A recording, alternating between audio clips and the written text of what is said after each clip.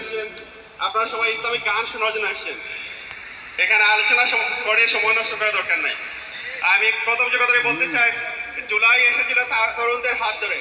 এদেশের তরুণরা জেগে উঠেছিল জুলুমের বিরুদ্ধে, এদেশের তরুণরা জেগে উঠেছিল জালিমের বিরুদ্ধে, অন্যায় অবিচারের বিরুদ্ধে, ঘুষ দুর্নীতির বিরুদ্ধে, গুম খুনের বিরুদ্ধে, অনৈতিকতার বিরুদ্ধে, বিচারহীনতার বিরুদ্ধে। সবাই বাইরে আজকে একটি বছর পেরিয়ে গেছে, এদেশের তারুণ্য এখনো তার কাঙ্ক্ষিত যে প্রাপ্তি ছিল সেই প্রাপ্তি এখনো পায় নাই। সুতরাং প্রিয় ভাইরা, আমরা আবারও এই 1 বছর পূর্তি বলে জানিয়ে দিতে চাই, এদেশের তরুণরা যখন একবার জেগে উঠেছে, যদি তরুণদের সেই প্রত্যাশা পূরণ না হয় আবারও জেগে উঠবে ইনশাআল্লাহ।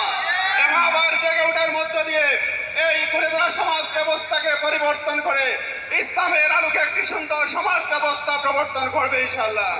সংগ্রামী ভাইরা, আমি দ্বিতীয় যে কথাটি বলবো, এই চত্বরে আসার পর আজকে অংশগ্রহণ হলো।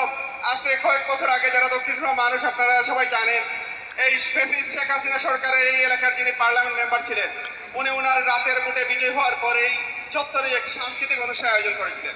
এবং সেই অনুষ্ঠানে অশ্লীল বেহায়াপনার মধ্য দিয়ে মানুষকে অপসংস্কৃতির দিকে ধাবিত করার জন্য একটি সাংস্কৃতিক অনুষ্ঠান হয়েছিল। এমপি সাহেব সহ এখানে ছেলে মেয়ে মিলে নাচানাচি করেছেন।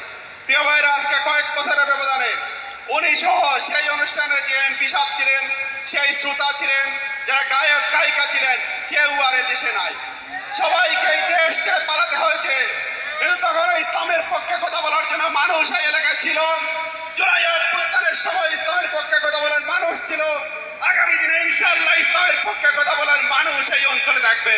সংগ্রামী ভাইরা, সুতরাং ইসলাম এদেশে আগেও ছিল, এখনো আছে। ইসলাম প্রতিষ্ঠার পূর্ব পর্যন্ত এদেশের তারুণ্য স্তম্ভিত হবে না ইনশাআল্লাহ।